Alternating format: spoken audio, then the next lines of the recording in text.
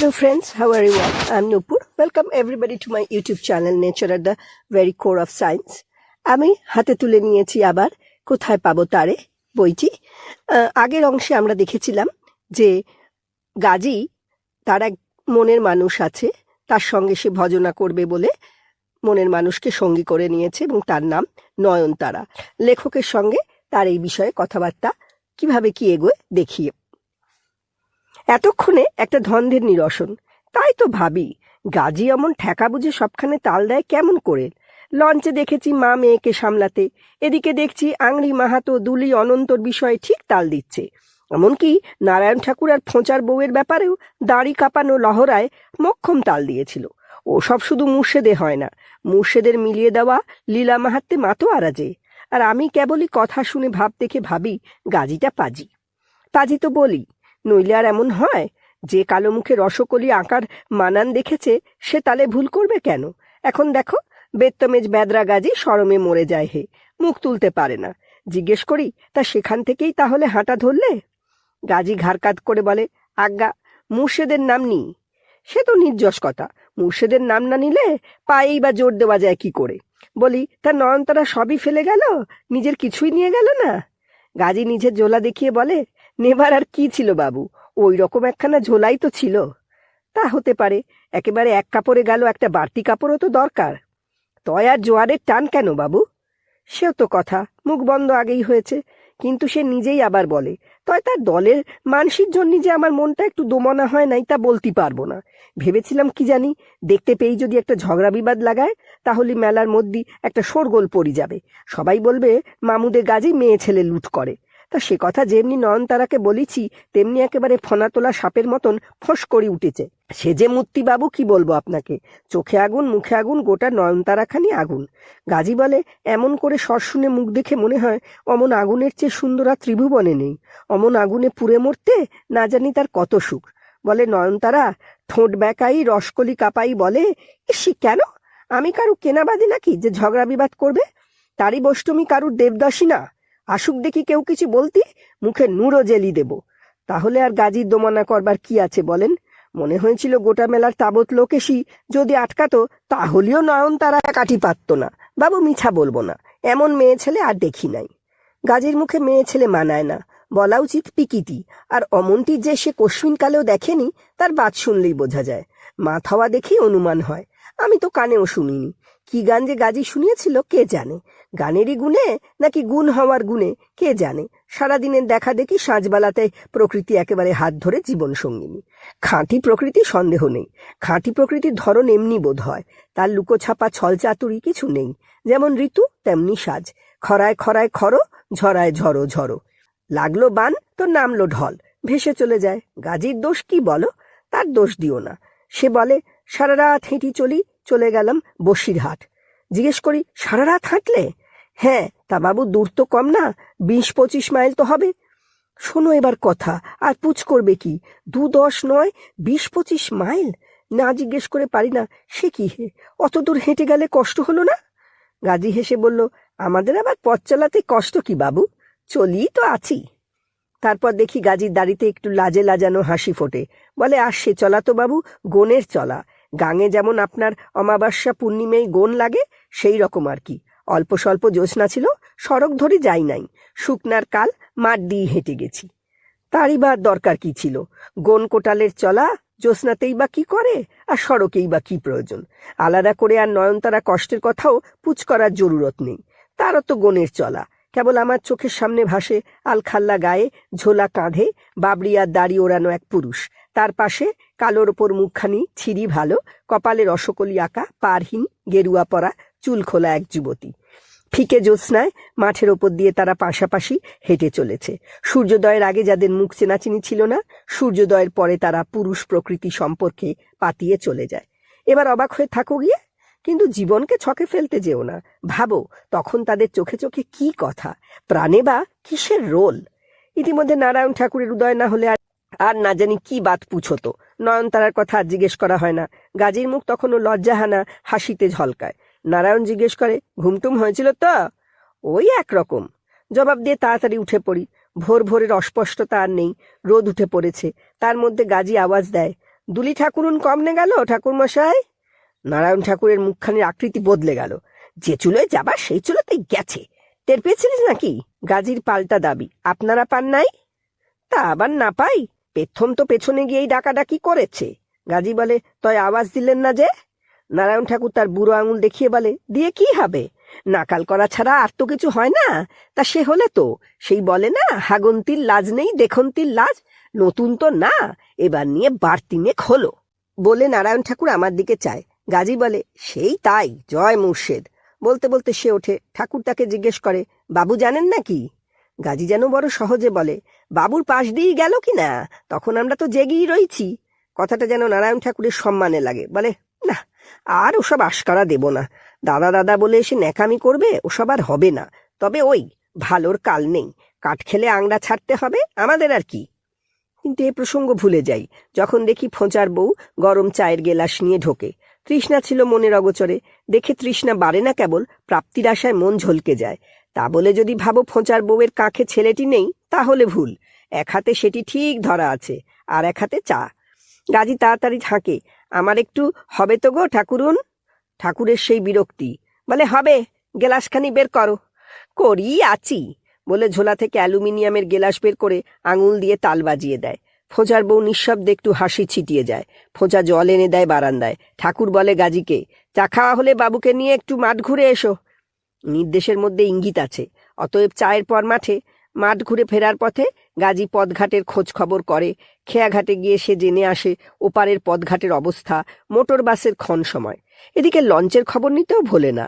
তাতে জানা গেল বাস চলাচলের সময় একটু গোলমাল, তবে চলাচল আছে, পদঘাট একেবারে অচল হয়ে নেই। কিন্তু গোসাবা থেকে লঞ্চ এসে পৌঁছবে 9:30টায়। থামাথামি নেই, লোক তুলে নিয়েই চলে যাবে। গাজী বলে, সেই ভালো, ডাঙার রাস্তায় যখন একটু গোলমাল আছে তখন লঞ্চে করেই চলেন, নেমেই হাসনাবাদ থেকে বাস পাবেন। মতলবটা মন্দ নয়, তবে মনের মধ্যে একটু যেন ঠেক খেয়ে যায়। ব্রহ্মনারায়ণ চক্রবর্তী মহাশয়ের মুখখানি মনে পড়ে যায়। তার কথাই যে শেষ পর্যন্ত ফলে যাবে কে জানত। আজ যে আবার তাঁদের সঙ্গেই আমাকে ফিরতে হবে, সে ভবিষ্যৎবাণী আগেই ঘোষণা করেছিলেন। গোটা পরিবারের কাছে আর এক প্রস্তর নাকাল। তাই বলি, না গাজী, তার চেয়ে ডাঙার পথেই যাই, চলো। কেন বাবু, উপায় থাকতে গোলমালে যাবেন কেন? ব্রহ্মনারায়ণ চক্রবর্তীর কথা তাকে স্মরণ করিয়ে দিই। গাজী হেসে লুটায়, বলে, বাবুর যে কথা, চুরি তো করেন নাই? তা করিনি, এ যেন তার চেয়ে বড় অপরাধ। যদি তার সঙ্গে দেখা হয়ে যায় তাহলে যে বচন সম্ভাষণ জুটবে তা এখনই অনুমান করতে পারি। তাইতেই আমার ভয়। তার উপদেশ তখন শুনিনি। মাস্টারমশাই এমনি ছাড়বেন না। গাজী আবার বলে, কিন্তু ওঁরা তো কলকাতাতেই যাবেন, এদিকে আর আসবেন কেন? ক্যানিং থেকে রেল করেই চলে যাবেন। কিন্তু এ পথে ফিরবেন বলেছিলেন যে। গাজী বলে, তা হোক গে, দেখা যদি হয় মন্দ কি, সে বাবু বড় মজার বাবু, সবাই তার কাছে মজার বাবু। চক্রবর্তী মশাইয়ের ধমক ধামক রুক্ষ ভাষের মধ্যে যে একজন মজার মানুষ আছে, রসকে গাজী তাতে ভুল করেনি। মনে ভাবি, সেই ভালো, দেখা যদি হয় মন্দ কি। ব্রহ্মনারায়ণ ঘাড় নাড়িয়ে, মাথা দুলিয়ে, দাঁত কাঁপিয়ে, টাক ঝলকিয়ে বচন দেবেন, তাই ভোগ করব। নারায়ণ ঠাকুরের ঘরে ফিরে এসে মুখ ধুয়ে তৈরি হয়নি। সকালবেলা চা জল খাবারের ব্যবস্থাটাও একেবারে মন্দ নয়। মুড়ি, গরম জিলিপি, চা, তারপরে হিসাবপত্র করে টাকা মেটানো। কিন্তু হিসাবে কেবল আহারের দাম কেন? আশ্রয়ের মূল্য তো চায় না ঠাকুর। জিজ্ঞেস করতে বলে, সে কি আবার একটা কথা হলো মশাই? আটকে পড়েছেন একটা রাত্রের জন্য, তাই একটা ব্যবস্থা করা, ওর জন্য আর কিছু দিতে হবে না। খোঁচা দাঁড়িয়েছিল সামনে, তাকে কিছু না দিলে মনটা খুঁত খুঁত করবে। কিন্তু দিতে যেতেই যে সে তার দম আটকানো সুরে বলে, না না, আমাকে আবার পয়সা দেন কেন? ভুলে যাই এটা শহরের পান্থশালা নয়, যেখানে চাকর বেয়ারারা পয়সা না পেলে কানে কম শোনে, চোখে কম দেখে। ফোঁচায়তে অভ্যস্ত নয়, সেরকম চল নেই এখানে। তবু দিতে যখন চেয়েছি, সে নিলে সুখী হই। বলি, তাতে কি হয়েছে, আমি খুশি হব। গাজী আওয়াজ দেয়, নেও গো ফোঁচা দা, বাবু দিচ্ছেন। ফোঁচা পয়সা নেয়। ভিতরের দরজার কাছে দেখি তার বউ ছেলে কাঁখে দাঁড়িয়ে আছে। তাকাতে সে নজর নামিয়ে নেয়। বোঝা যায় সবাই দাঁড়িয়ে বিদায় দেয়। এমন কিছু ব্যাপার নয়, একবেলার এক রাত্রি, তাও পান্থশালায়। তবু এক মুহূর্তের একটু স্তব্ধতা, তার মধ্যেই যেন সকলের মনে একটা সুর বেজে যায়। অনেক যাত্রার অনেক পালা, দেখি অনেক ভুলে যাই, অনেক ভুলতে পারি না।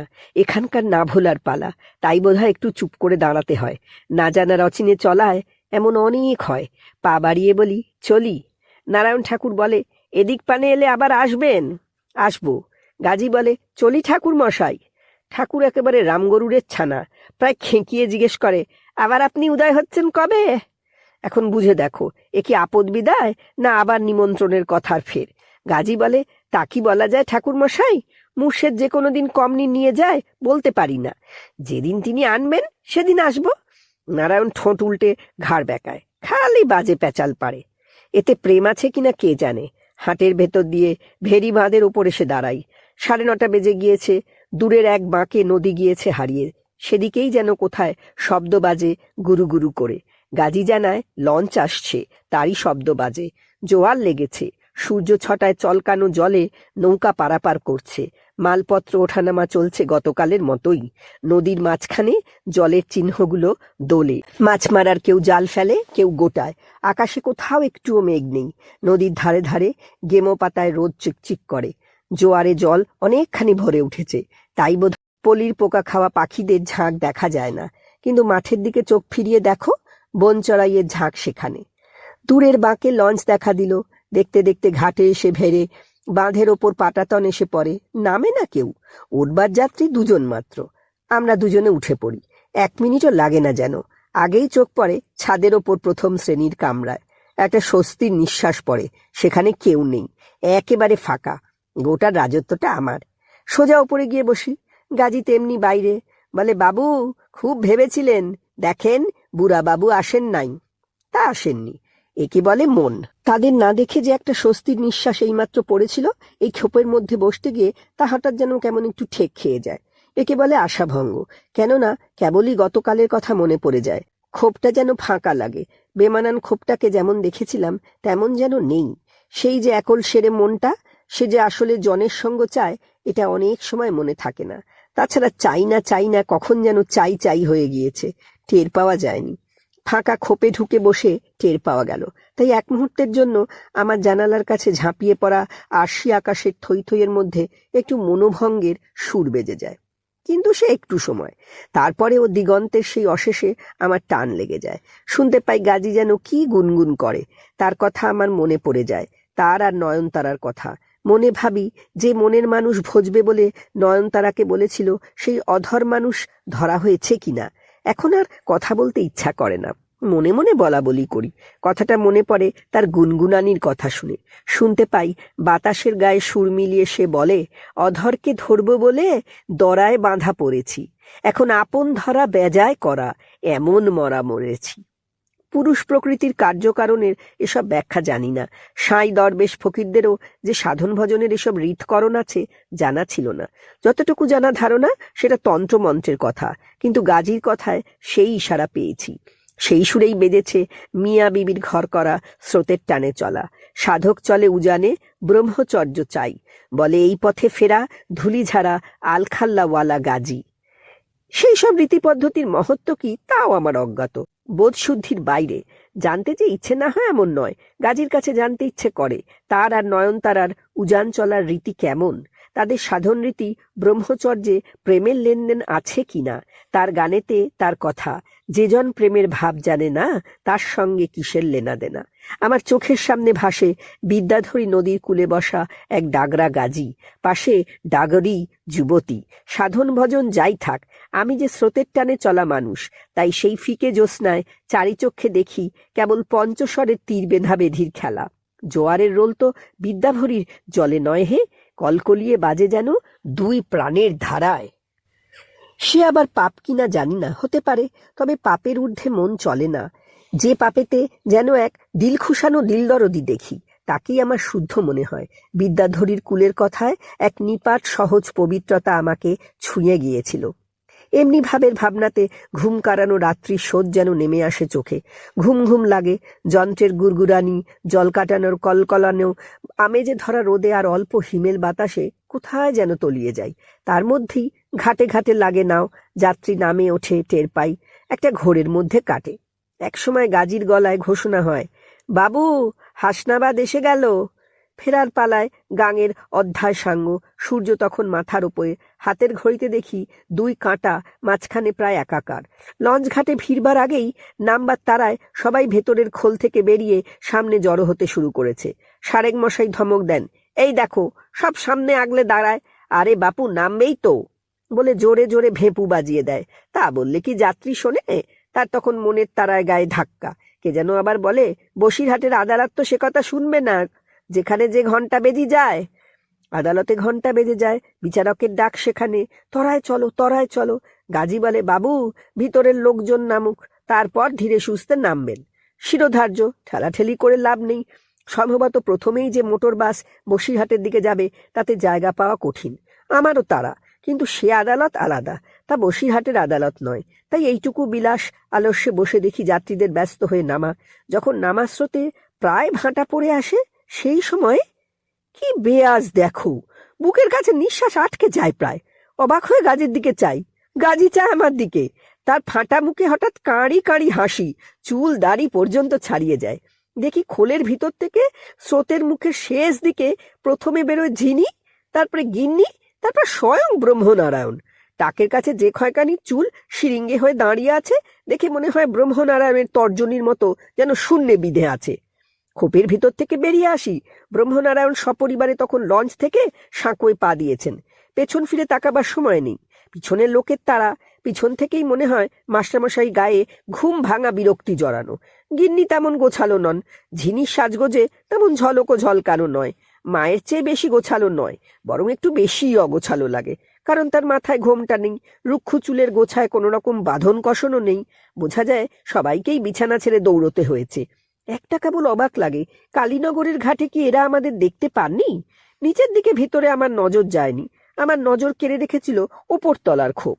সাঁকো পেরিয়ে ডাঙায় উঠে প্রথমে মুখ ফিরিয়ে চায় মেয়ে, জিজ্ঞাসা করে, বাবা কোন বাসে উঠব?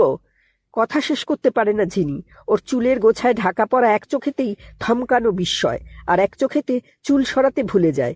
কোঁচকানো আঁচল কোথায় পড়ে আছে সে ধ্যান নেই। এবার দেখে নাও, অলোকে নেই কুসুম, চোখেতে নেই কাজল, ঠোঁট রাঙানিয়া রং লাগেনি একটুও। ব্রহ্মনারায়ণ তখন কথার জবাবে হাঁক দিয়েছেন, যেটাতে সবাই উঠছে সেটাতেই উঠে পড়।